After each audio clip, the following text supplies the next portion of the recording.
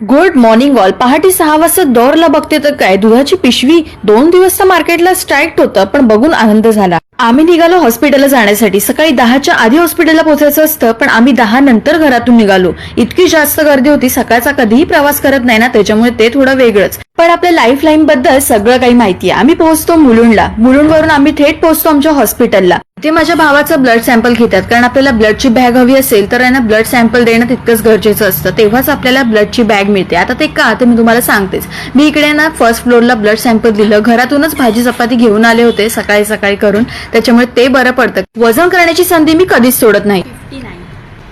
44 वाढलं ना थोडं. थोडक्यात मी तुम्हाला सांगते, माझा भाऊ आहे थॅलेसिमिया मेजर. त्याला प्रत्येक महिन्याला ब्लड लावावं लागतात. ही ब्लडची बॅग आहे ना, ती पूर्णपणे आपण चेक करून घ्यायची. हाय, आपका नाम? शुभम. हाय शुभम, कैसे हो? अभी ठीक लग रहा है? एकदम. और एक बैग है क्या? अच्छा. थॅलेसिमिया मेजर म्हणजे काय, गुगलला सर्च केलं तर तुम्हाला डिटेलमध्ये माहिती मिळेल.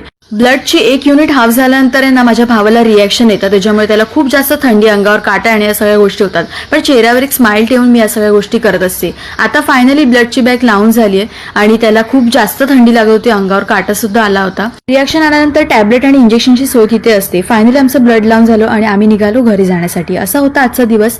लाईक, शेअर, फॉलो करा. Take care all. बाय.